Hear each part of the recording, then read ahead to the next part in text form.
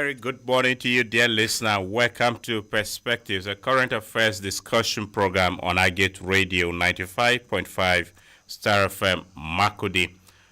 Today on Perspectives, we shall reflect on the state of the economy in 2024 as the year is coming to a close, barely hours away. And over the course of this year, there have been some economic policies and reforms the government may have introduced to cater for the welfare of citizens, of course, to address the growing economic hardship in the country. What has been the milestones over this year, and what are the areas that the government needs to do better? How have the citizens fared amidst the economic challenges that may have bedeviled this year? These are the concerns we shall try to interrogate on today's edition of Perspectives, which indeed is the last one for the year 2024, because the next time we'll be seeing you here will be next year, actually. And we have been joined here in the studio by a financial expert who will share thoughts with us on this subject matter. He is a former General Manager, Audit and Control with the Benue State Investment and Property Company, BIPC Limited. Mr. Amity Ijo is our guest on Perspectives this morning. Good to have you join us, sir. Thank you. I am Nathaniel Nongu, welcoming you to this edition of the program. Now, if this is your first time tuning into Perspectives, kindly be informed that it is audience participatory. At 10 o'clock, we allow you, the listener, to phone in and contribute on what we are discussing. You can do so by reaching us on the number 0814-335-9292. 0814-335-9292. That's the line to participate on the program. The SMS line, which is also available on WhatsApp, is 0912-699-9404. 0912-699-9404. That line will be available for you to contribute through texts or WhatsApp soon as we begin the conversation.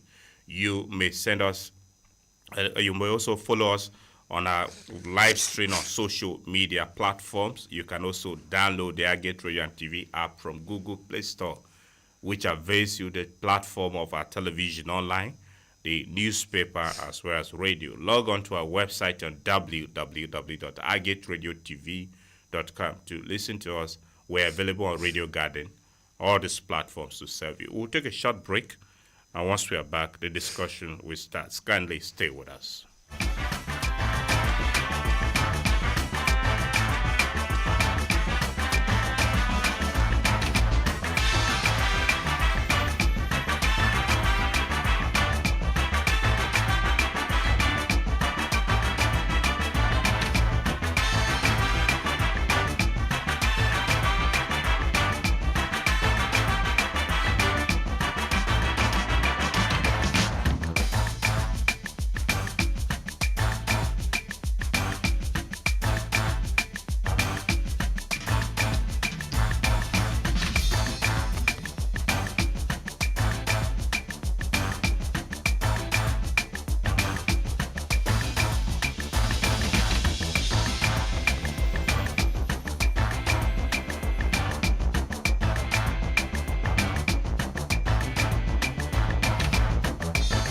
Welcome back from that short break, and thank you for staying with us. Mr. Joe, in your opinion, what are the key economic reforms or policies implemented by the government over the course of this year, 2024? In this year, 2024, the government policies which are aimed at stimulating growth, reducing inflation, manage the external debt, and also ensure that we have smooth economic growth, taken from the fiscal policy and monetary policies. In the area of the fiscal policies, most things that were done were to improve infrastructure, to reduce the external debt, and to see to it that the poverty level is reduced and debt burden is also reduced. And also to see that the economy is improved, the area of monetary policy that affects the interest rate and the management of the currency were also ensured to be done properly, like in most countries. What we are to see is whether these policies that are taken or used this year have the intended effect or not. But normally, the government intention is to see that we have the most robust economy in the world. Very well. So, having highlighted some of these areas, how did these policies impact the country's gross domestic product growth in rate in general? The gross domestic product, there is improvement in the debt to GDP ratio. It used to be 50.9%.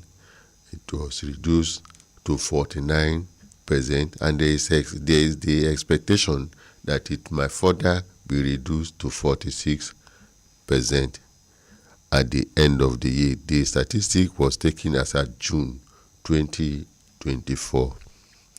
We don't have the current information. All right. Now, in poverty and income inequality. The government tried to reduce poverty by various means. One, by attending to the poor of the poorest, by sending cash transfer, reducing the burden of transportation by participating in transport services, giving vehicles, and also working on the rail transport and different methods.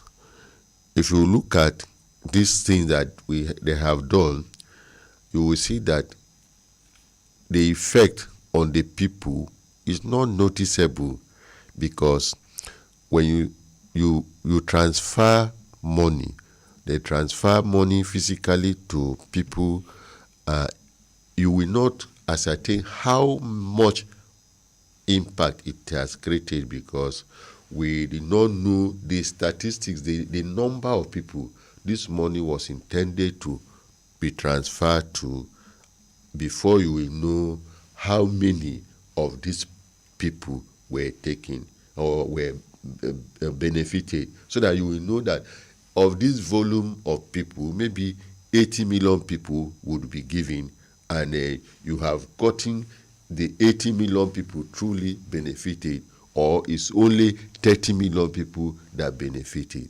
That is not certain in our statistics. So it's difficult to know how much impact this money transfer was done.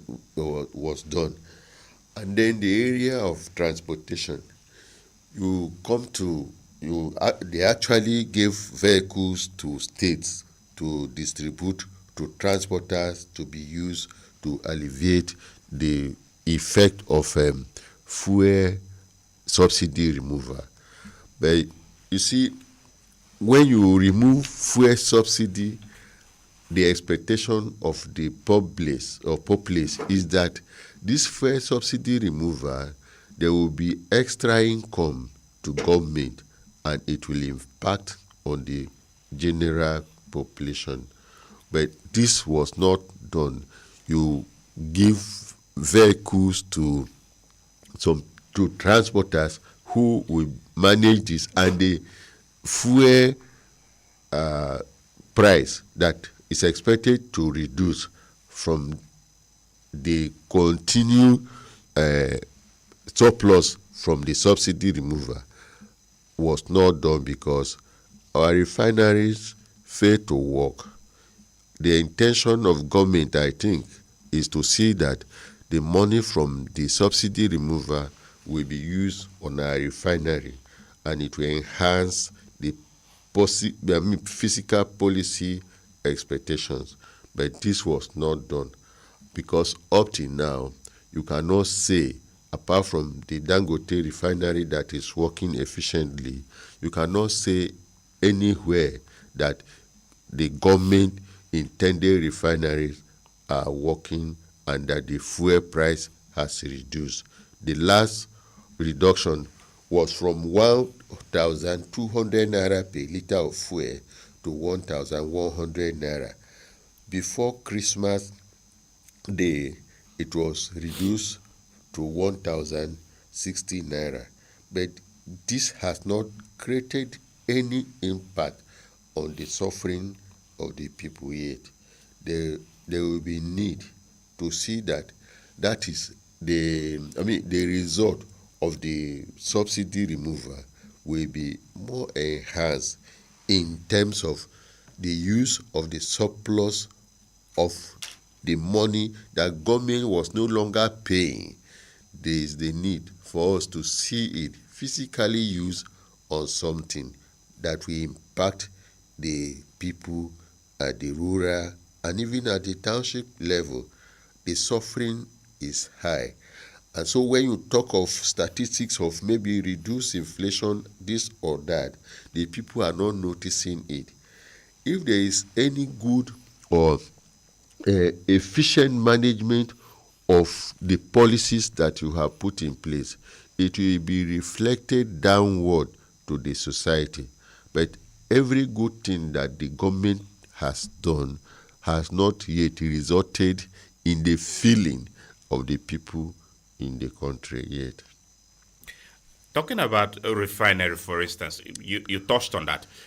To be fair to government, they announced that the Port Harcourt refinery has commenced production. So what is your reaction to government's position with regards to the Port Harcourt refinery, which they said is now functional and serving? We actually thank God that the refinery in Port Harcourt has been reported to be working. But we have not seen the impact of that work yet, because the impact of that work would be that fuel that was 1,200 or 1,100 would be reduced, because fuel is now being supplied from Port Harcourt to add to the one that has been the previous sources. However, I have hope and faith that by 2025, maybe the impact will be glaring in the society, and possibly other refineries might be put to use. All right, let's look at the in terms of what role did government play in foreign investment in terms of its economic growth in the course of this year, 2024. In the course of this year, it was reported that there is increase in foreign investment in the country, that we have a volume that of increase compared with the 2023 investment. That is the report on National Bureau of Statistics, that there is an increase in the investment from the foreign people, that the import of goods, of capital, is higher than the export of capital this year. That was the report. And it is projected that our GDP growth would be 2.9%. There is a report that it improved to 3.6%, and that we are recording a 0.66% annual growth. If that happens and it is sustained, there is hope that in 2025 there will be improvement in our activities or in our GDP growth.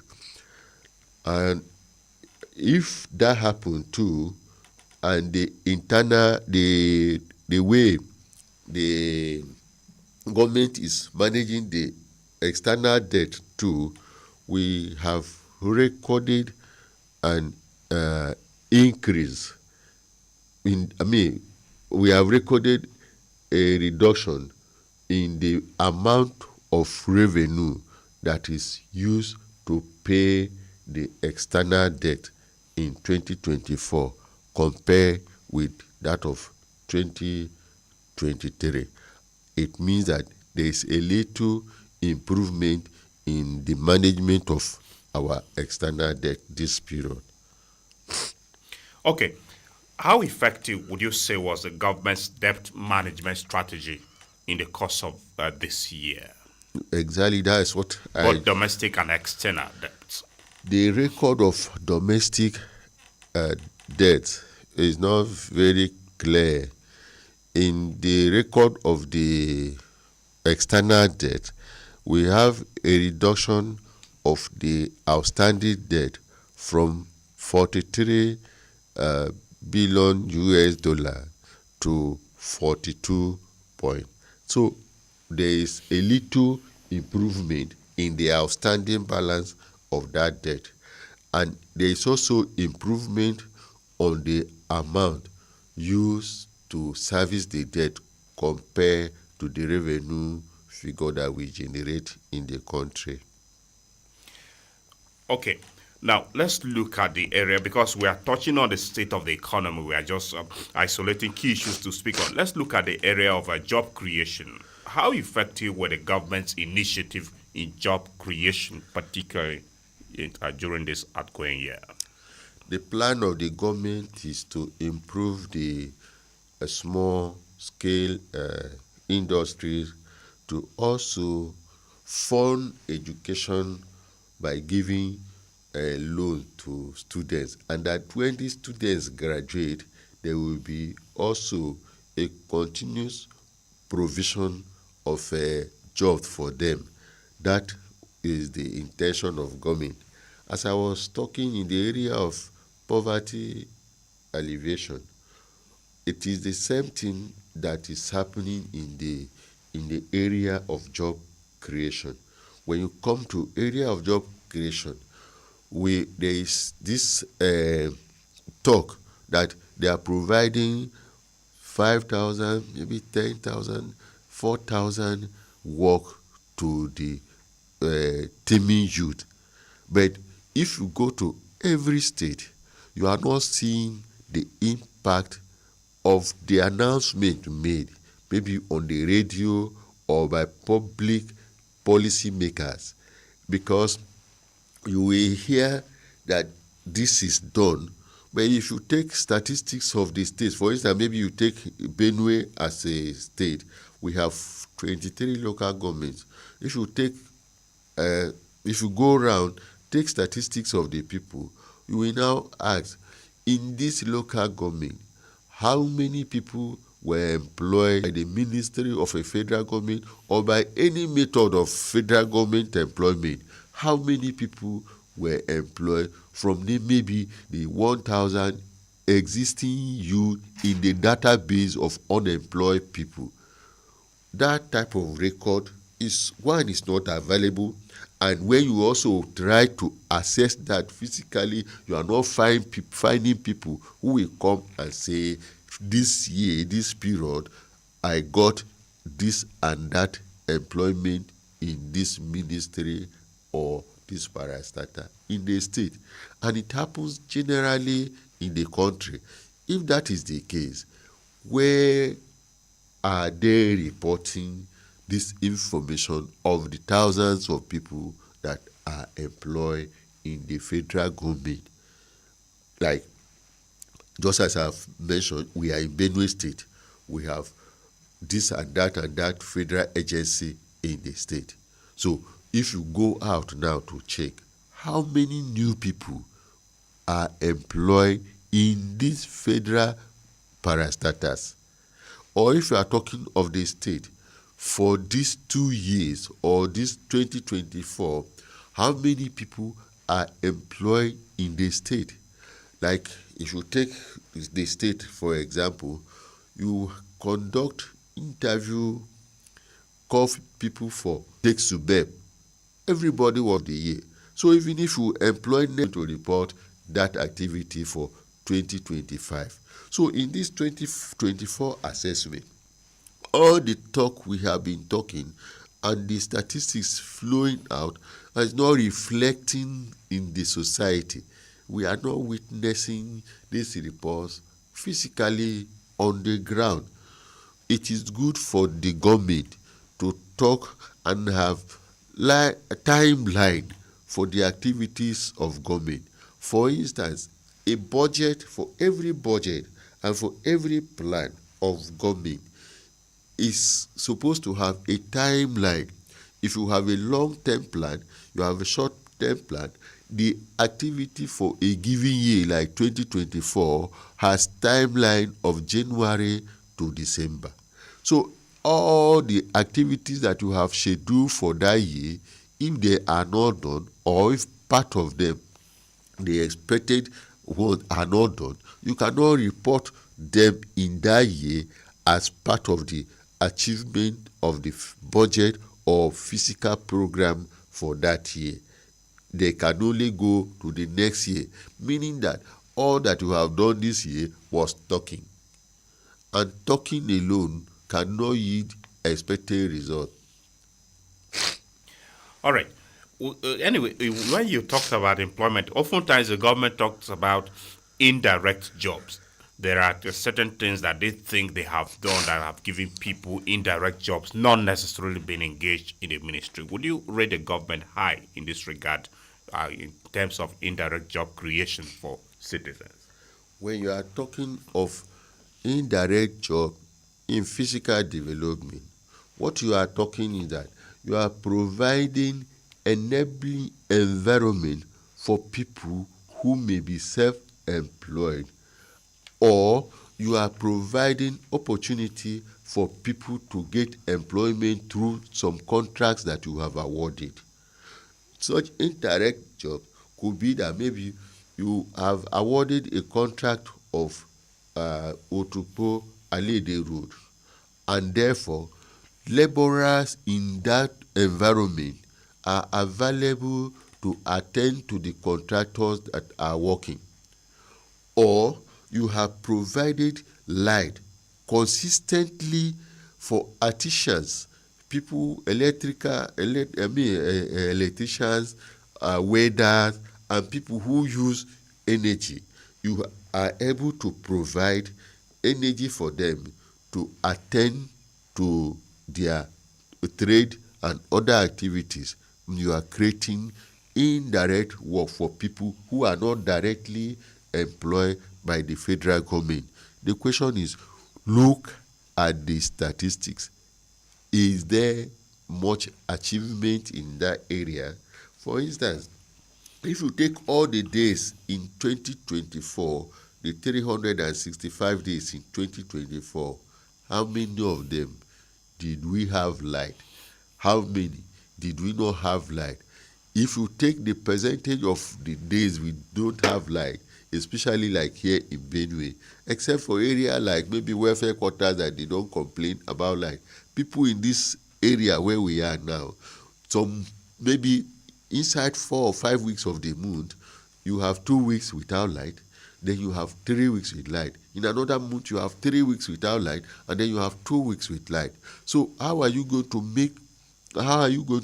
claim that you have successfully provided good environment for people to be indirectly engaged in economic activities that will be beneficial to the environment, especially when the running of generators is very high due to the fuel subsidy removal that has not been improved in any way.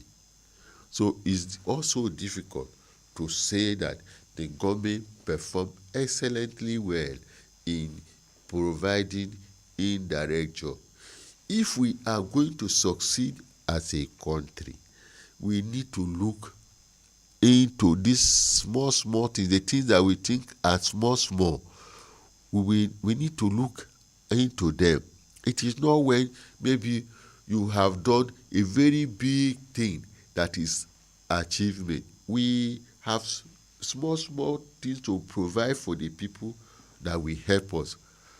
Like you now say, we are going to give loan to students that will help the poor people so that their children will graduate from schools and perform or participate like the student or the children of the rich.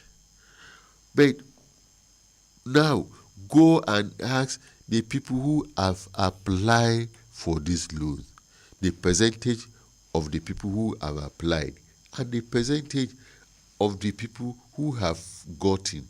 Like the other day, it was reported that 14,000, is it 14,000 or 50,000 people, I can't remember very well, Yes. have gotten the loan. Now, take statistics of how many students are in the university. In Benue State University alone, in University of Agric, or maybe go to University of Ibadan, go to ABU, take statistics of how many people are in the university and the percentage of people that have gotten the loan. Then you now look at it and see, have we achieved what we intended to achieve?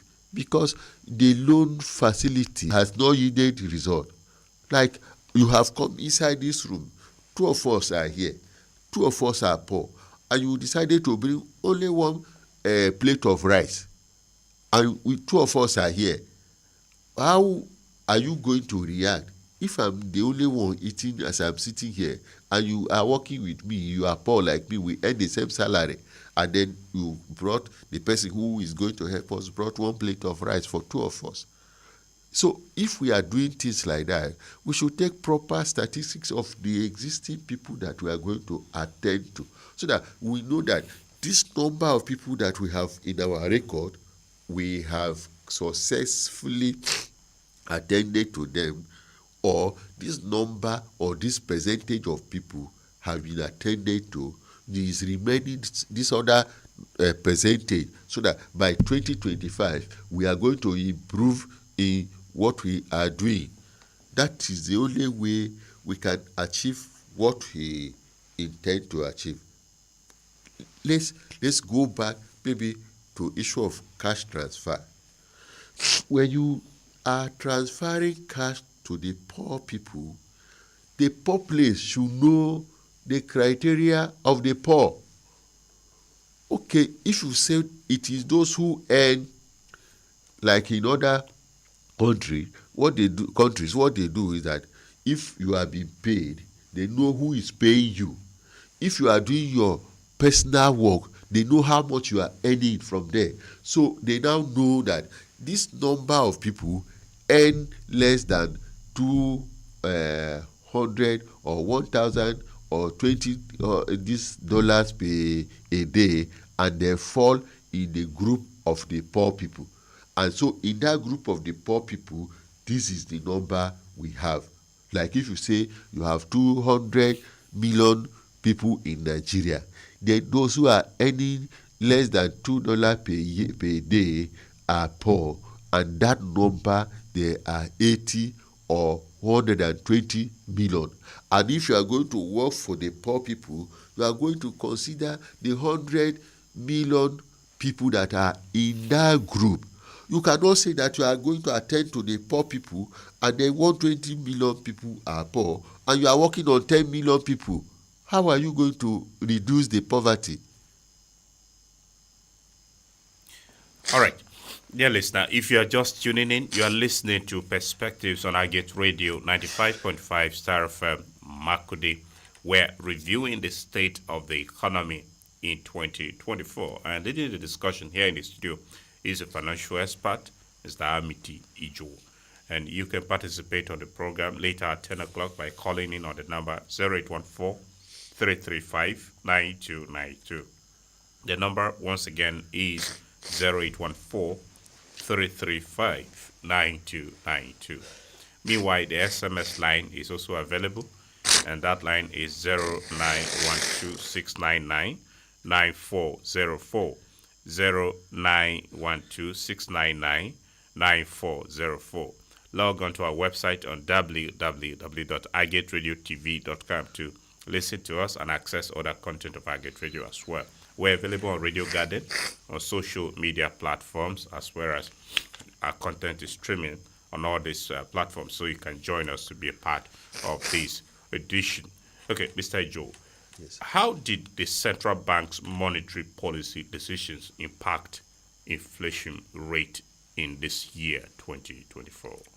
In this year, the intention of the central bank policy is to minimize the inflationary rate. It is expected that the projection, it's expected that the inflation rate should be at 21.7% in the year. The record, the National Bureau of Statistics is recording that 21 to 22% percentage rate. But I still want us to come back to the society.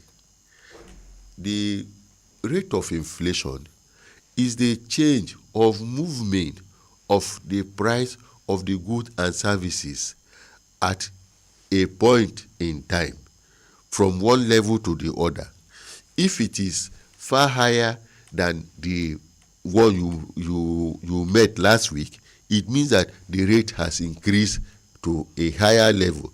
If it reduce, like you have gone to the market last week, the item that was 1,000 naira remain 1,000, it is fair, or it has come down to 900 naira. But when it has increased to also 1,500 naira, it means that that difference between that price you met the other week and the price now is the rate that we are talking about. So if you go to the market now and they are telling you that the rate of inflation is 21%, how are you going to agree with the people who did that statistics?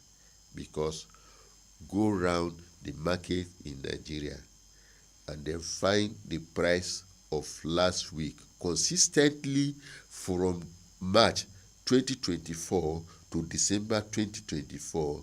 No price of any item has come down in any market. Some prices have gone like 30%, 20%, some even 100% increase.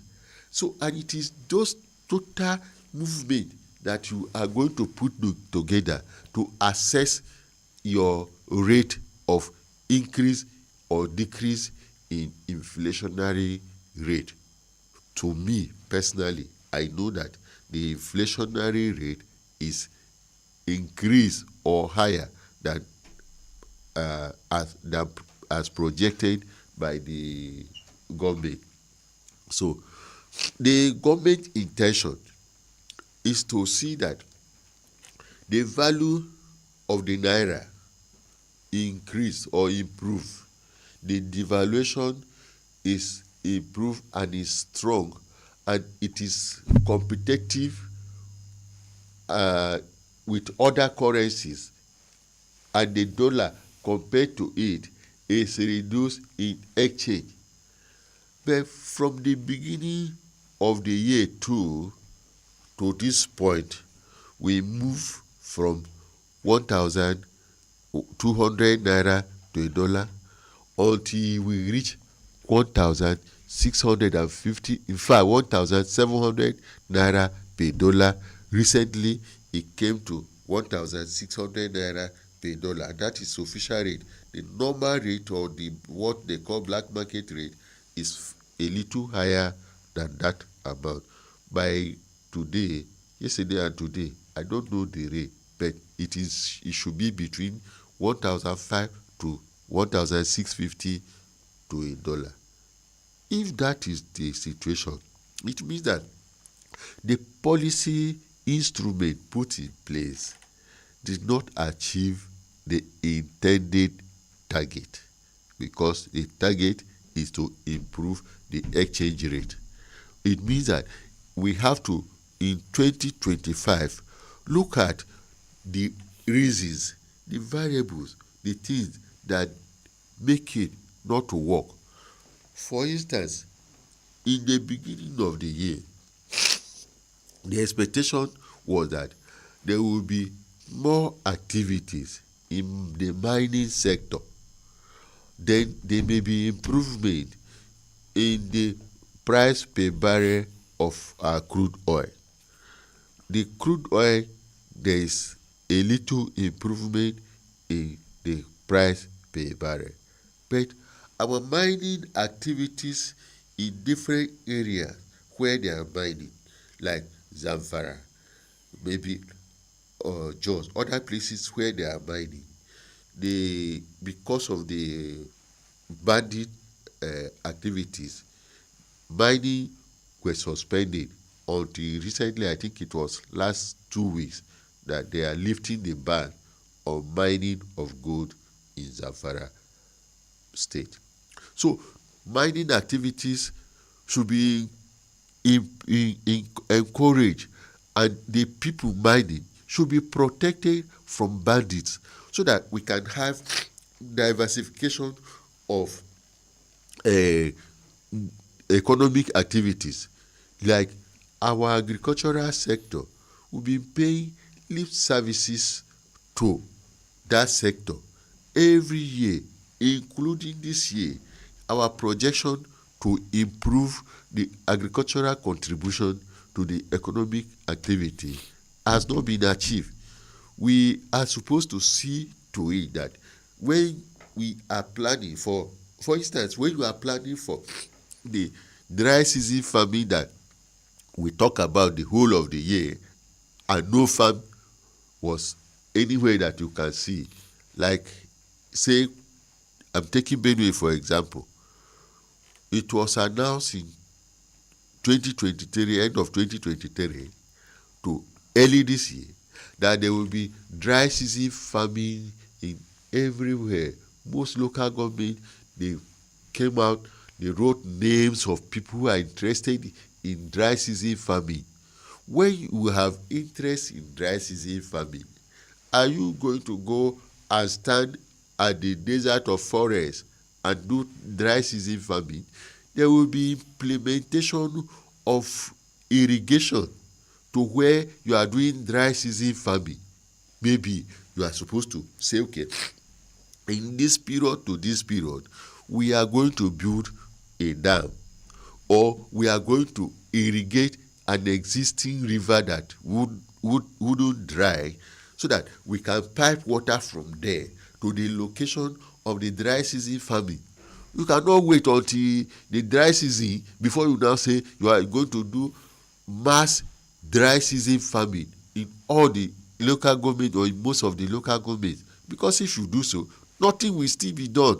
They went gather names from community to community meetings. They were gathering them that they were going to do dry season farming. As you are here, did you hear of any dry season farming that is working, that we can have result, that okay, we have these fruits or roots from this area where they have implemented dry season farming in Benue, or say in this part of Nigeria? I don't think of any. I have no notice of any that I can report. All right. Now, talking about inflation here, in terms of food inflation, what strategies do you think the government need to have put in place to bring down food inflation? According to the report by the National Bureau of Statistics, as at November, the food inflation stood at 39.93%. What measures can be taken to scale it down? Is to work harder on reducing terrorist activities on the farmers. Like, the farmers are not going to the farm. The farmers are not having peace. And if that happens, whatever you do to reduce, since you are not having government farms to produce or commercial farms that are managed by commercial farmers in Nigeria, since that is not available, it is these individual farmers in various areas of the country that produce the farm products that will reduce our rate of inflation in that area. So the first thing is to protect them from banditry. Two, to be able to stay and work in the farm peacefully and bring out products. And then when the farmer go to the farm, he doesn't just toil from morning to night the whole year and come back with a bag of maybe rice where he would have harvested 10-20 bags on improved seedling. If we can do that, I think there will be improvement in agriculture. Okay, now let's look at how the government's economic policies impacted the value of our naira currency compared to beyond the dollar, not in the international market, the value of the currency, the strength our naira had. We have discussed that one not long ago, that the value of our currency has not improved yet. The value of our currency, for instance, I was talking with somebody when at the time they were changing the color of naira. I said the value of our currency cannot be improved because you change the color of the naira.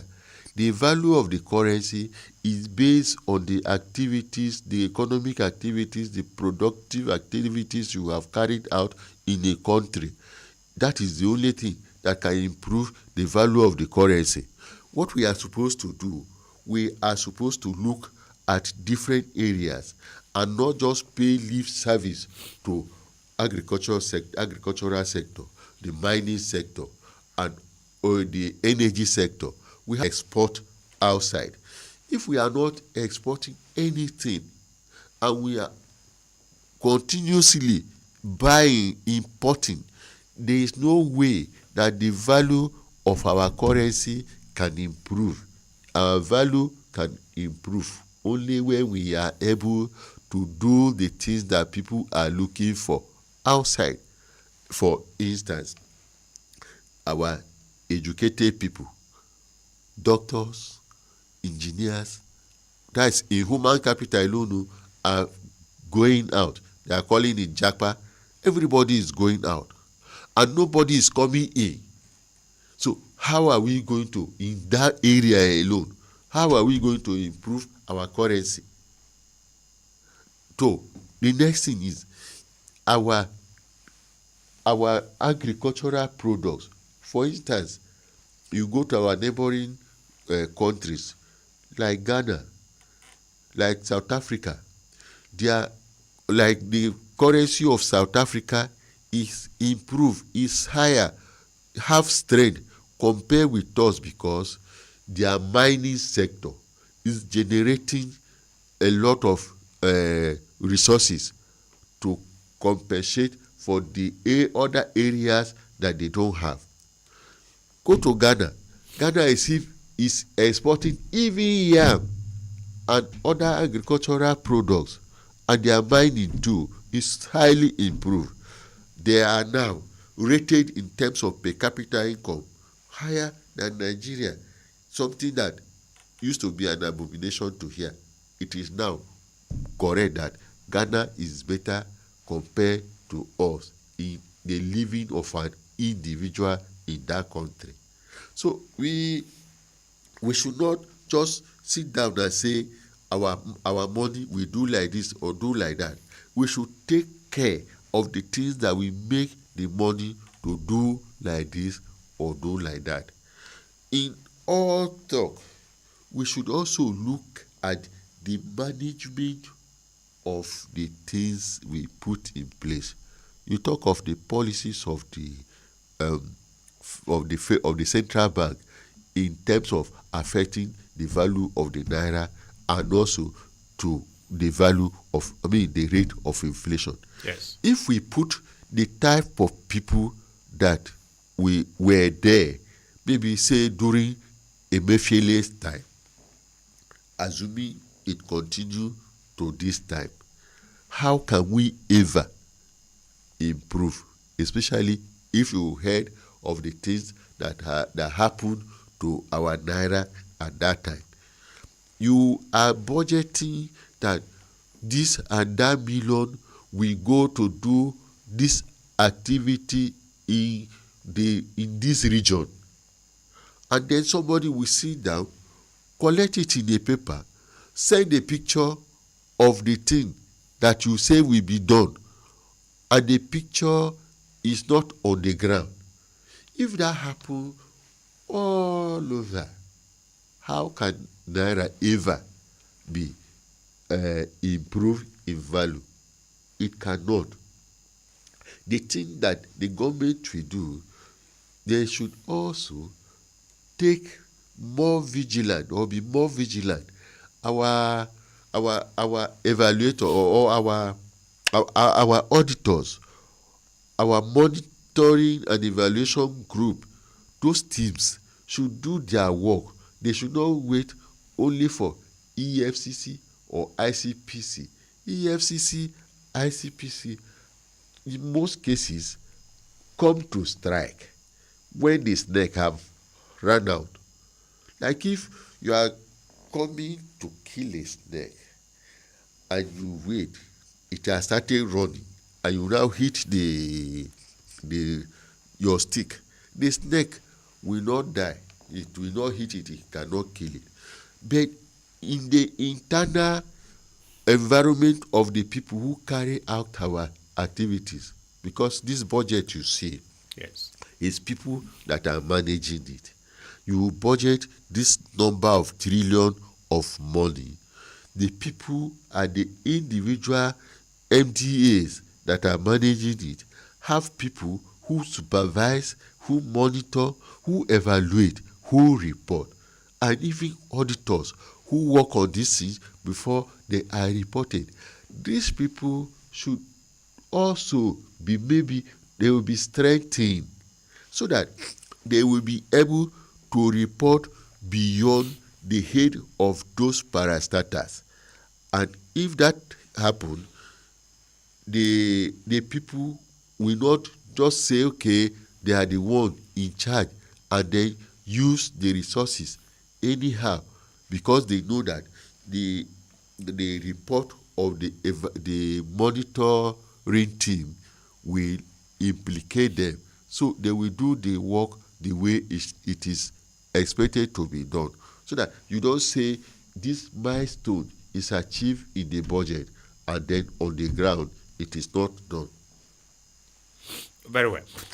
Just before we start engaging with the listener, I would like you to speak to us briefly about the central bank interest rate. For instance, as at September this year, which indeed was the fifth consecutive increase, the CBN's benchmark interest rate was 27.25% on borrowing interest rates. How did the interest rates impact the borrowing costs for businesses and individual borrowing? When you are doing a business, the rate of interest affects you, because the business you are going to do, it is the income and the profit you have made from that business that you are going to use to service the loan, principal and interest. So if you are doing a business that is 100 naira and you are going to borrow 80 naira to do it, and the interest rate is 27%, it means that what you are going to bring back will be more than 110 naira, meaning that this business you have done, you have made a loss already on it. The reason is this: all the income you are expecting is 100 naira, and then you have borrowed 80 naira, 20 naira we add to it plus 7 naira that we add to it, it means that all that you are going to spend in doing the work of 100 naira will be 127 naira. So you cannot make any gain doing that. But the question is this: if the central bank does not increase the interest rate, what happens? Money will be more available to borrowers. And if money is more available to borrowers, what is the implication?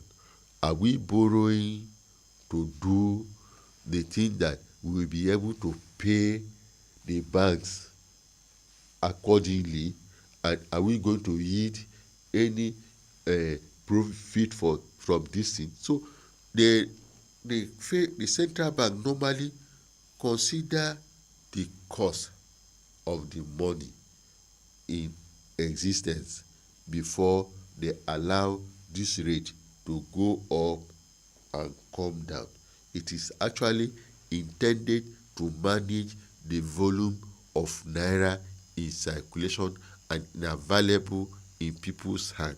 So if you increase it, it will affect either positively or negatively the people who are using the naira to do their work.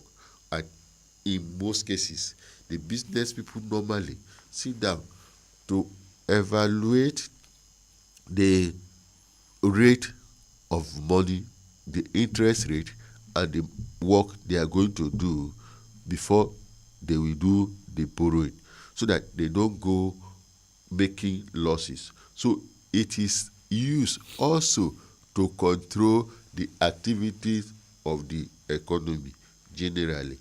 So if this increase that the central bank is increasing from 21 to 25 to 27, Yes. the intention is what we are going to look at. What is the intention? Is it to reduce the purchasing power from the people, or to reduce the amount of circulation of the naira in the system? And if you reduce the amount from circulation, what will be the intended the impact? It is that the people sometimes get strangulated with the policies that we implement. It should be used in comparison with the activities, the business people, what they also expect.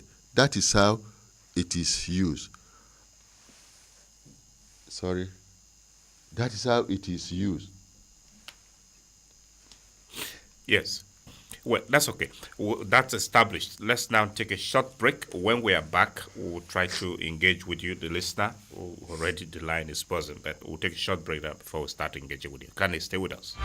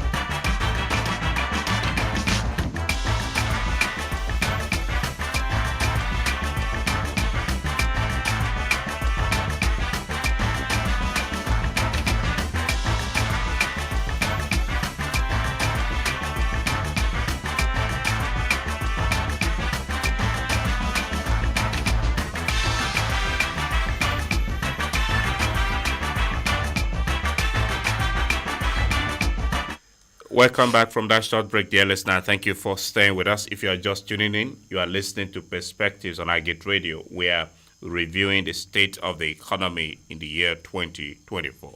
Thank you for staying with us. We'll start engaging with you now. Good morning and welcome to Perspectives. Hello. Please, if you connect with us, endeavor to move away from your radio set or turn down its volume so as to avoid the hallback. That's the only way we can communicate. Good morning. Good morning, Nathaniel Nango. Thank you for joining us. My regards to the guests in the studio. Yes, warm regards. We are speaking with Dominic Cooper from Tulengo, my local government. Thank you, sir. Bear it in mind that the economic situation is not friendly with us. It can poverty reduction in the face of this fuel subsidy. Government wants to eradicate poverty rate. Let the youth so that they have food at their table with their families. Dominic, the network seems to be breaking you. So could you change your position as speaker on? Let's hear you better. Okay. I have changed. Yes, speak on. Okay. The economic situation is not friendly with us, and government is saying that he can place premium on poverty reduction in the face of. Hello, Dominic, are you there? Yes, I'm here. Yes, could speak on. Okay. Okay, could that be all from you? You have made your submission. Could that be all? Okay. Let our local refinery be so that price can be reduced. If those steps are taken, our economy can be improved positively, and we will enjoy. Okay, Dominic, thank you. We appreciate you. I'm sorry we have to. You have made your points quite okay. We appreciate you for calling in. The network seems to be a bit unfriendly at your end, and we really cannot get you too clear. Good morning and welcome to Perspectives. Good morning, Sir Nathaniel. Thank you for joining us. I'm calling to do a calling from Marseille, beside Ikuhi. Okay. Go ahead to do it. We're talking about government economic policies in 2024. I would like to say that although the government has tried, they have done the best that they can do, but more of their policies were more of a pronouncement. And I wish that as you are doing a post-mortem of 2024, government should focus on trying to implement, to follow up. Hello? Yes. And government should try to follow up the policies they have pronounced in 2024, in 2025, when we reach 2025, so that these policies will materialize. Speaking in the respect of the student loan, I think they have not done very well in that area, because the whole of Benue State, I have not heard of anywhere that students of university have collected, have been able to access that loan. I am also supposed to be a beneficiary of that loan, and I'm in 400 level to do something about it speedily so that I also get before I graduate. So thank you so much for bringing up the program. But I also want to say that if government is able to stabilize the fuel price, it will provide an enabling environment for businessmen to thrive. We will not have problems or issues with government. Let us just stabilize the fuel price, and the cash to remain for us, and we will do our own work. Thank you. Thank you, Connor, to do it for your points. We appreciate you. Stabilize the fuel price. Anyway, I believe, Connor, you may have applied for the student's loan. So if you applied, it's in phases, I believe. Good morning. Good morning. Could you speak up? Good morning. Good morning, sir. Thank you for joining us.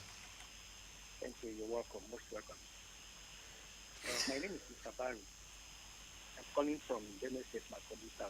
You sound so distant from your phone, so I can barely hear you. Okay. Can you hear me now, sir? Yes, you said the name is who, please? Mr. Barry, B-A-R-R-Y. Okay, Barry who?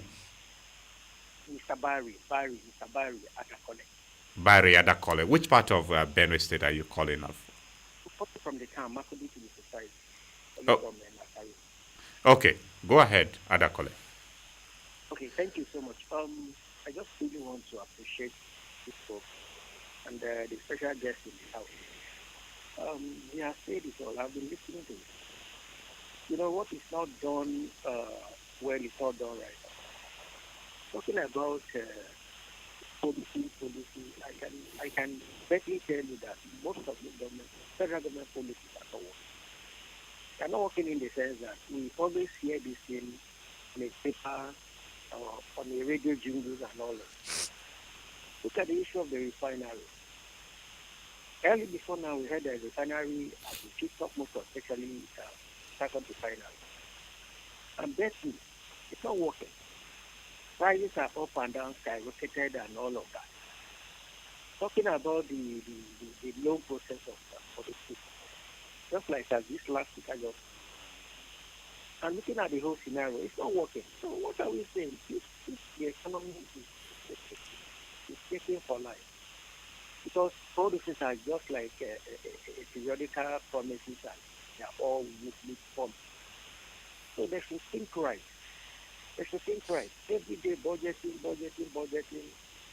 and at the tail end of it, you see that the whole money will just fly left, right, center, and all. So I think from my final take of it is we pray that hopefully the next day that we're entering, they should have the routine and come out with something positive that will help the nation move forward. Thank you, sir.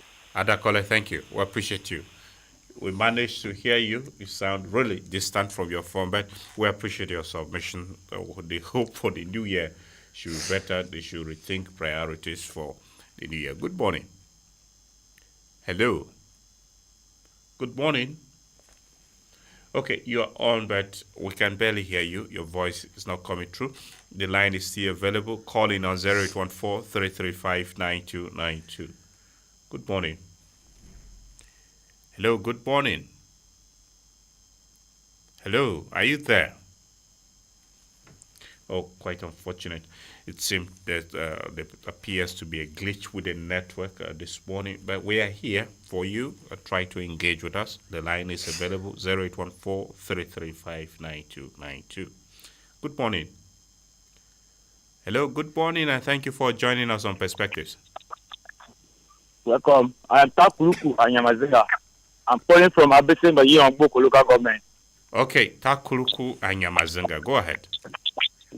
Yes. I will first of all appreciate the guest in the studio. Has talking much. Then I will say back to the topic of the day. Government has tried a lot, especially in the policies it has made this year, particularly the removal of subsidy and a tax reform bill, local government autonomy, to mention about a few.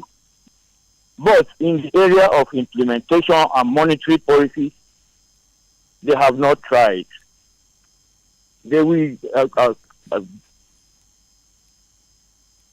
Hello, Takuruku? Hello? Oh, quite unfortunate. Takuruku, I'm sorry. Anyway, we're still here. The line is available. Let's get to see if you're able to connect with us back. We lost connection with you. Good morning. Hello, good morning. Good morning. Thank you for joining us. Thank the guest is speaking. Yes, my guest is greeting you too. My name is John G. I'm calling from Bakele local government. Okay, John G, go on. Yes. For me, I'm not happy with the economy in Nigeria now because of this fuel subsidy. Please, if the president is listening. John G, kindly change your position so we can hear you better. May you change your position? The network at your end seems to be breaking. Okay. Okay, I'd say that for me, I'm not happy with the economy for this 2014, 24. 2024. Yes. Please, if the president is listening, please let him revise that policy of this thing, fuel subsidy back. Please, well, there's hunger in the land too much. Please and please. Thank you very much. Thank you, John G. Nigerians want the president to reverse this policy over and over. There's hunger in the land. John G says so. Good morning. Good morning, sir. Thank you for joining us on Perspectives. Good morning, Mr. Nathaniel, and the guest in the house. My name is Brother Emeka Oji, calling from Western Quarter. Good to have you join us, Brother Emeka Oji. So my own take on the issue of the economy is that the state government, many of them are doing very well, let me say well. But the center, there is still a lot of confusion. I see a lot of confusion in my own opinion. And the reason is that I don't think the president envisaged the impact of the fuel subsidy removal before he made that pronouncement. Because as soon as he made that pronouncement, everything went haywire. And I'm sure he too was taken aback. Because subsequently, many of the actions he has been taken to try to ameliorate the situation, to me, it's like a fire brigade approach. One day he wake up, customs should give rights, peace to people. Before you know, customs should stop. Then you will hear pronouncement, they are removing taxes on importation of food. Nothing happened. They are giving food to share to state. Many people will not see it. So all these are fire brigade approaches. He's taking there and there, just to try to see what he can do about it. And to me, the whole point in the confusion is that these policies mostly are not homegrown. They are pushed on us by IMF and World Bank. And from the history of IMF and World Bank, they have no good intentions, especially for we in the developing countries. And so I want the government in Africa to try to craft out policies that are homegrown. Listening to these people who are far away, who don't, the mechanism of our economic relationship, they don't understand it, and they push it in on us. At the end of the day, they end up doing more harm than good.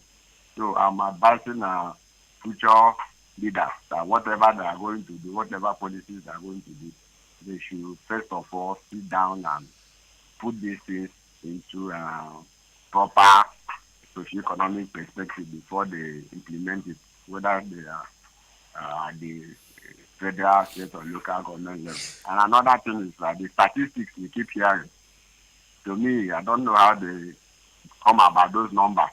They are buying guys 50 naira, now it's 100 naira plus a cup, and they're telling me that the inflation rate is 46%.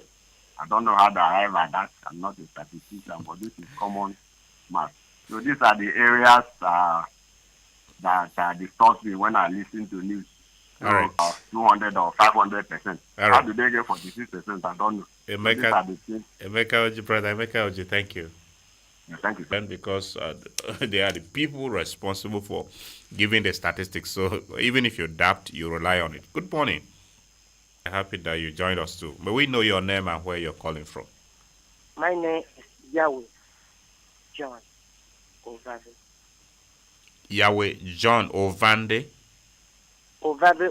Ovave. Which part of where are you calling us from, John? For now, I'm calling you people in Makodi here. Okay. Adeke side. All right, go ahead, John. Thank you so much. You know that what the president done, I didn't see anything back. Even as I'm speaking now, I'm not a government worker. I'm just a pagan. But people fail to understand because they didn't know God. The complaint since when God created this heaven and earth. The issue of fuel removal, there's nothing bad about it. Even if they say they will say this for 5 naira, they say all the big people they will benefit. Because it's then that they have too much of motors. All everything they do in the whole world is these people that they have this. Farmers is what they have. Nothing. So if I say they can think and think, what the president do is 100%. 100%. So what I'm trying to say, this country has already spoiled in the hands of many people. Buhari that spoiled everything. Nobody don't want to speak of it. And the man that came into the system, he's trying to say that let everybody manage well, and the big people they say they will not do so. At the end, then too they are going through. So for me, I am begging them in the sake of Jesus. This country is for everybody. And I believe that big man will enjoy more than a poor man. We have been complaining it's not today. Please and please, let this thing reach to all the people that did for the Senate, House, Assembly, and whatsoever. Let them understand. Okay. Even they say this was 5 naira, they are the one they will enjoy. And at the end, they will be bashing us. May the Lord bless you people in Jesus' name. Amen. John Yahweh, thank you. John Yahweh sounds like a Tinubu apostle. He said everything the president has done is 100%. Well, that's your opinion. Everybody's entitled to their opinion. Good morning. Thank you for joining us on Perspectives. Hello, sir. Yes. My name is Theophilus Abia, calling from Igbango. The name is who? Theophilus Abia from Igbango. Okay, go ahead, Theophilus. Okay, so I was away from our job and I don't know the topic of discussion today. Theophilus, listen on. When you listen on, you will get the topic and you contribute, because we don't need to tell you the topic before you go ahead with your contribution. You just listen on. When you get grasp of what we are discussing, then you will call in to contribute. The number is 0814-335-9292. 0814-335-9292. Good morning. Good morning, sir. Thank you for joining us. Welcome. My regards to guest in the studio. This is the voice of Ibrahima, individual person. Good. Ibrahima, go ahead. I want to say is that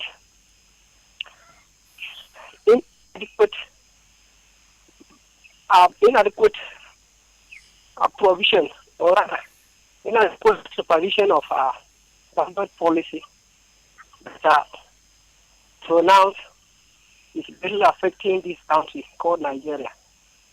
Look at the level of fuel subsidy. Have they been the parity has been put in place before implementing that policy? It would be a good one. Secondly, national grid collapsing for about 2 or 3 times in a year. It affects small business owners. And thirdly, the issue of insecurity in Nigeria, I don't think it has been tackled well. It will assist enough in order to produce and export. You know, our state is becoming more of consuming state rather than producing state, and importing rather than exporting. These kind of things are affecting us a lot. And at times, some policies of central bank, it may turn upside down for those of us that are in the rural areas. Thank you for the opportunity. This is my little contribution. Okay, thank you very much for calling in. We appreciate you. Nigerians seem to believe that everything about the economy is tied to petrol, and there are other variables that do not affect, but we should get to know. Good morning. You speak with Utswa Isaac from Goma Anchiha Sejime. Okay, go on. To balance the lapse in our economic situation is a hard. If government or policymakers are able to pick up the pieces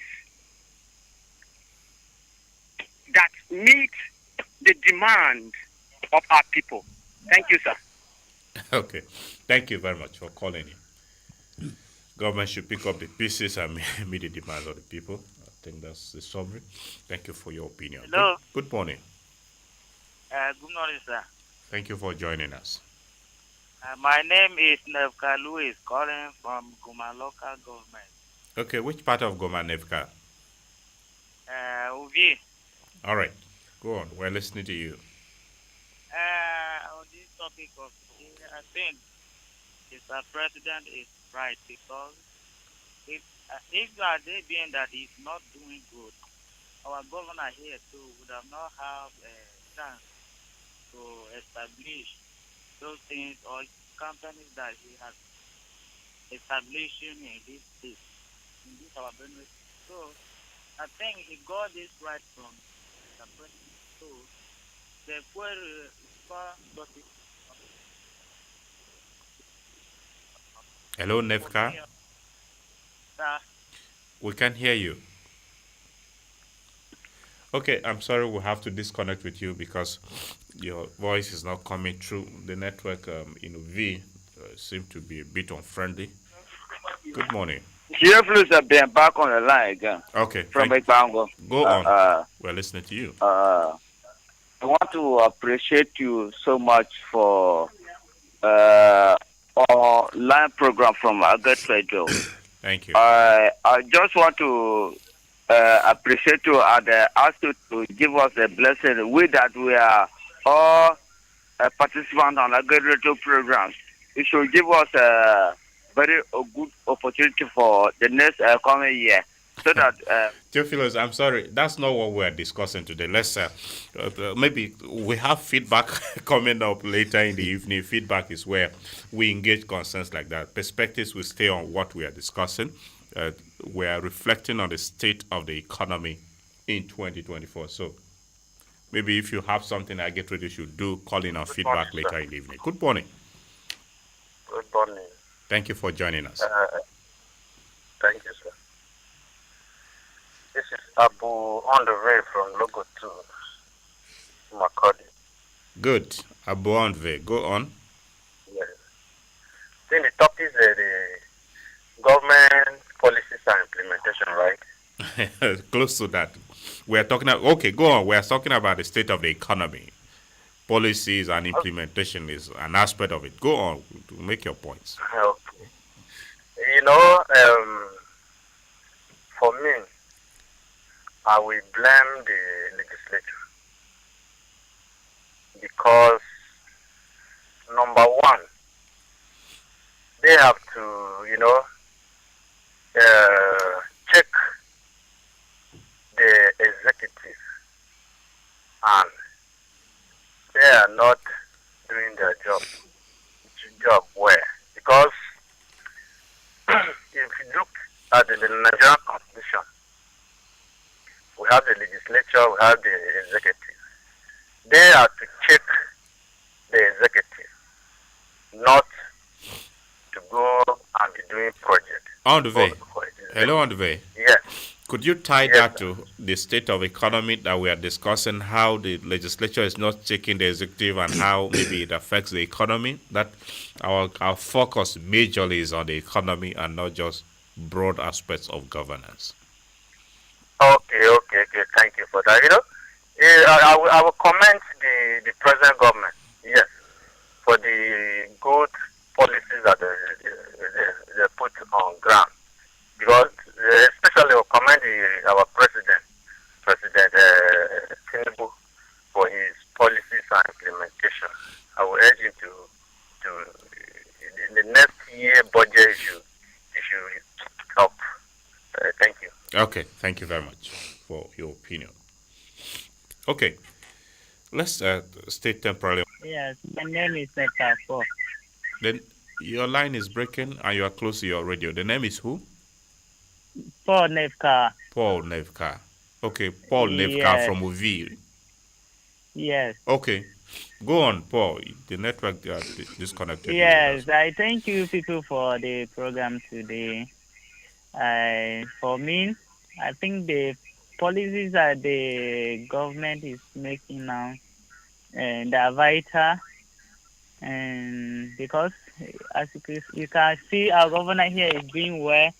And I know if the permission or if the chance is not policies that the federal government made not or they didn't favor the state, you can't have that opportunity to establish so many things. So for me, I commend them for their work. Okay. Thank you. Thank you, Paul. Okay, Mr. Ijo, listening to the callers, one thing that almost resonated with all of, almost or if not all, the aspect of petrol. Does it mean if fuel subsidy is restored today, every aspect of Nigeria's economy will pick up correctly? I do not think so. The reintroduction of fuel subsidy will do more harm to the economy than good, because there were 2 or more problems before the fuel subsidy was removed. People complain that it is those people who are using fuel directly that benefit from the subsidy. They also complain that the amount paid for subsidy does not really go to subsidy. It is diverted to middlemen and to people who are not doing anything about bringing fuel. So these problems were very much affecting the economy, and Tinubu came and removed the subsidy. The removal of the subsidy is expected to bring the difference between the fuel price and the amount of subsidy paid by government back to the coffer of government. My expectation fit the people. There won't be need to reintroduce fuel subsidy, but to utilize the surplus from the subsidy removal. That is my thinking. All right. So, looking at that now, going forward, what aspects of the economy, particularly with regards to the MSEs, medium and small scale enterprises, that the government should focus on to encourage sustenance of business? They will provide good environment for people that are in medium and small scale activities. Good environment. They will also provide loan facilities that will help them to pick up and stabilize before they pay back to the government. They will also encourage the consumption of local products. For instance, if you have a local small scale industry that is producing and is not mass production, so the price will be higher than when you buy from mass produced country to this country. For instance, there are some things you are producing here, it will cost you 20,000 to produce. Meanwhile, they are producing in China in large quantity, so it will cost them 15,000 to produce. So if you are importing the same thing at 15,000 to this country, the person who is producing locally cannot produce because he will make losses and go out of market. So the government should put tax on the cheaper price from the foreign country and allow and reduce the tax from the local manufacturer, so that the price of the local manufacturer will be lower than the amount that you are importing that same item. And if somebody insists on buying from the foreign land, the tax introduced by government will be added, or will be a resource or an income to the government coffer that will benefit the entire country. And if that is not done, the local producer will be encouraged by that tax on the foreign supplier. so that he can produce. That will help the economy. All right. We'll come back to the issue of tax because there's some more to discuss on that. But Yes. just a moment. Hello, good morning. Good morning. Hello, you are on. Speak up. Okay, quite unfortunate. Your voice can't come through to us. We're sorry, we'll have to disconnect. Try to call in again. 0814-335-9292. 0814-335-9292. That's the line to be a part of the program. Good morning. Hello, good morning. Compliment of the season once again. Compliments. Thank you for joining us. Yes, my name is Timothy Dogo. I'm calling behind our production. Okay, Timothy, Yes, go on. Yes, sir. Okay, look from Abinse, that road from Abinse, Kwatansil, across River Kasinala, Kwatansil to straight to Kari in Taraba State. The people living on that main route to River Benue, they have peace at all. Since, like, part of a logo, since it's over 15 years now, those people are misplaced. And I know so many people there which they were well to do. People that have cars, have houses enough, they have enough that when they produce their farm products, they took it to Kano, they took it to Lagos, they took it to different states. So right now, those people are misplaced. They are refugees. They are in a camp. So we can't live. We have to mention the issue of security. It's also one among what is affecting our economy in Nigeria. Okay. That is my take. Yes. Thank you very much, Timothy Dogo. Well, appreciate you for calling in. Timothy says insecurity is also affecting the economy, and of course that is glaring because, but we didn't want to dwell too much on that because that's not really our focus. Security will come on a discussion. That's okay. Good morning. Hello. Good morning. Okay. All right. Mr. Ijo, Yes, sir. the issue of tax, we know there is a controversy surrounding the tax reform bills which the federal government have introduced. Would you say this will address the tax reform bills that the government has introduced? They are still at the process in the National Assembly. When passed, will they address gray areas of our taxation economic issues in the country? To what extent? In rechanneling resources, tax has a great impact on the economy. I want the populace to at least give the government a chance in the new bill because it has beneficial implication. One, the progressive tax, that's the individual taxation, is going to be on the higher you earn, the more you pay. And so it will help the poor people. Before now, you pay from where your salary is 200,000. But in the new tax rate, until your salary is more than 800,000, you are not going to pay any tax at all. That means like 60% of workers in Benue now, they may not pay any salary. Pay tax. They will not pay any tax. Yes. Because their salary is below 800,000 per annum.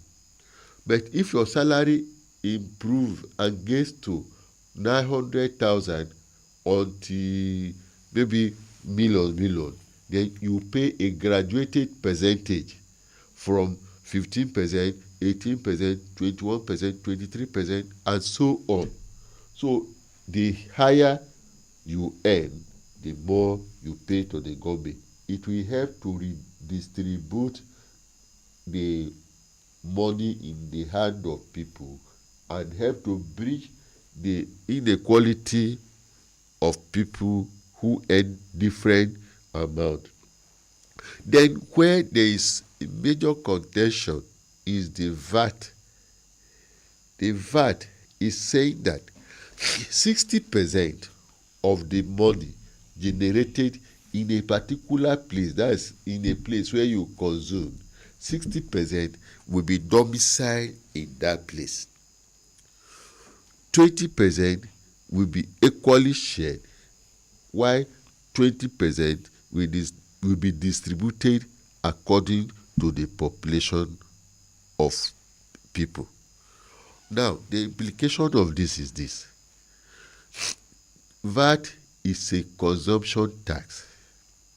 So if you are not doing anything that people will buy and consume in your state, you will not earn as much as a state where they are doing things for people to consume. It is expected that states like Lagos,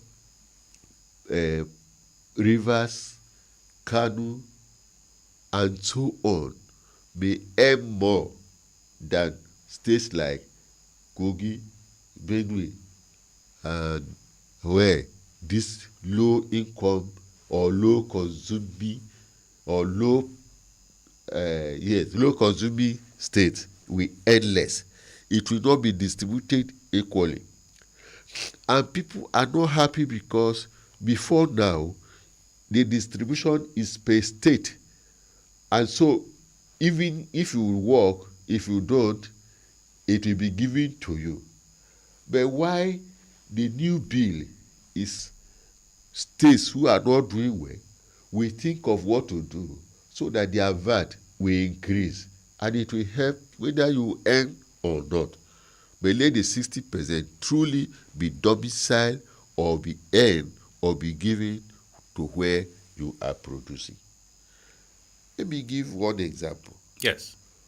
Like now, if you are not, if you are in Benue State, you will see that you go to local area on the roads and everywhere, they are putting cassava product on the road. Everybody, they are not allowing cassava to take 1 year before they harvest. Do you know the reason?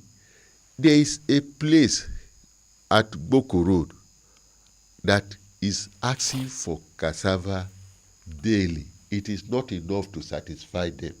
So people are going to the farm, to different farms, to see that more cassava is brought to that place. There are two people benefiting: those who are buying the cassava and those who are producing the cassava. These people are consuming it. These people are working on it. It's the same thing.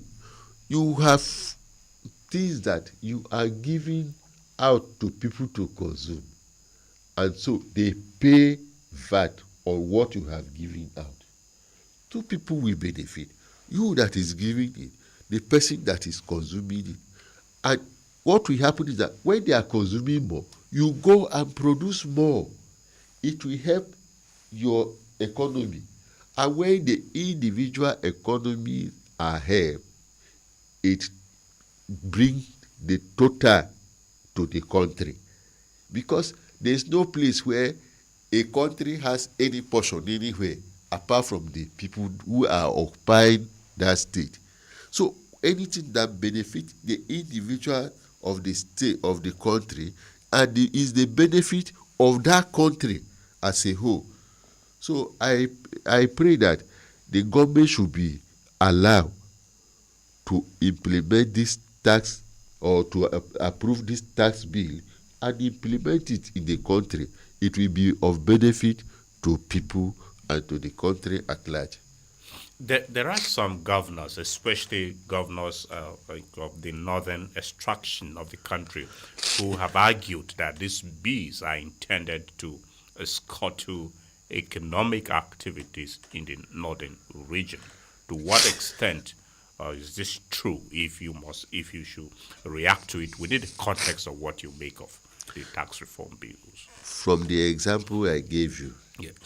the reason is not that it will scuttle the development of that area. The reason is that those who earn it will benefit from it, and those who earn it are not located in those northern areas. I don't think that places like Kano are complaining. Places like maybe Sokoto. Let's use an example. The governor of Borno State has been one of the most vocal governors against the tax reform bills. Exactly. Recently, Governor Bala Mohammed of Bauchi also made concerns about the tax reform bills. These areas that you are calling, when you bring out the tax revenue from each state to the federal government, to the consolidated fund, the amount brought from those states are lower compared to these other states that are not complaining. And before now, it is divided equally and sent to every state on equal basis. But now the government is saying that it will not be like that again. It is what you produce that you will get 60%. It is not that divided on equal basis on the basis of state, but this time it will be on the basis of the state that earns it. 60% will go to who is producing it, who is generating it, so that 20 will be the one that will go to every state as state. Then the remaining 20 will go to state on the basis of their population. So these people that are complaining, compare these two situations, scenario, and know that truly they will be on a disadvantage when that is implemented. But we cannot say because of the disadvantage of few states has stopped to implement a policy that will be of benefit to the generality of the people of this country. It is better to encourage those states to work harder towards production of vatable products. So, in your opinion, the government got it right on the tax reform bills? Very good. Okay. It's all right. Let's engage with a few more persons. When we come back, we'll gradually be drawing our concluding thoughts. Good morning. Hello, good morning. Okay, you're on, but your voice is not coming through. Call back 0814-335-9292. 0814-335-9292. Okay. Hello. Good morning. Good morning. Thank you for joining us. Okay, take up the last lap of the course. Good morning. Hello, good morning. Thank you for joining us. The network at your end seems to be breaking. Maybe you want to change your position so we can hear you better, please. Can you get me now? Very well. Speak on. Okay, my name is Justin Emile. I'm calling from the Han Augustinian Institute. Okay, good to have you join us, Justin. Well, my regards to the guest in studio. Thank you. I think he has done justice on the whole as regards the topic of discourse. Having said that, I want to lend my voice, especially in the aspect of the oil subsidy movement. You see, there is some level of dishonesty in the implementation of oil subsidy, considering the fact that at least we have two refineries that are working now. One ordinarily expect that the pump price of fuel should have dropped, if not drastically, but at least reasonably. Because I don't understand when you are refining you mine crude here, you refine here locally, and the price is still higher. You know, the issue of shipping costs as when you export, when you refine abroad, the issue of shipping costs and so many other revenue issues that are surrounding the refining of oil abroad has been cut off. One ordinarily expects that oil should be at least gone down even below 900, 800 at least, so that it will make life better for the people. Because when that happens, the cost of production at least will come down, and we'll begin to be able to access goods and services in the market the way and manner that is going to be beneficial to all. Then secondly, I want to also talk about the issue of student loan. In my own view, I feel that giving student loan to me is not very, very, very, very okay. What I expect the federal government to do is they should make education affordable. We are not saying that we should go to school free. Okay. But inject money in the educational sector so that we can be able to go to school by ourselves. I'm against this loan something. Thank you, Justin. Yeah. Thank you. You're welcome. You're welcome. Appreciate you for calling. That will be the last call we'll take on today's edition for One of Time. And Mr. Joe, because we no longer have the time, I'll request you to speak to us briefly on how the government and the private sector can work together to promote economic growth and investment, especially as we go into the new year 2025. As we go into the new year, I want the government to consider the private sector as partner. If they are partner and they are working together, the economy will improve. And they can be partner when the following things are done. Like the side of the government, they should provide security. They should provide energy resources. They should provide road infrastructure. And then on the side of the private partners or business partner, they will also put measures that are genuine, not dishonest measure. When I say put measure is this, like if government give you contract as a contractor, you should not do the work that is lower than the amount specified in the contract term. And even when you are also selling to people, you should ensure that what you are selling is the correct thing, or it is what the person is paying for. Like, let me give a small example. Yes, briefly, because that should be your concluding thoughts. We do not have yes, time like anymore. if you go to our market and you see that somebody is selling millet, instead of bringing full sieved millet, you see shouts, sand, plating, full the bag. It is not a correct way of doing business with anybody. Your millet should be clean. It's the same thing I'm talking of the private people that are working with government. They should be honest, they should be straightforward and do business on the terms and on the basis. The Benway Investment and Property Company Limited, BIPC. Thank you very much, sir, for joining us on this edition of Perspectives, which we reflected on the state of the economy in 2024. We appreciate your valuable time. Thank you, sir. Dear listener, that's our program today. The next time you hear from us will be next year. That will be Wednesday, which will be the New Year edition of Perspectives. My name is Nathaniel Nongo. Have yourself a great week ahead.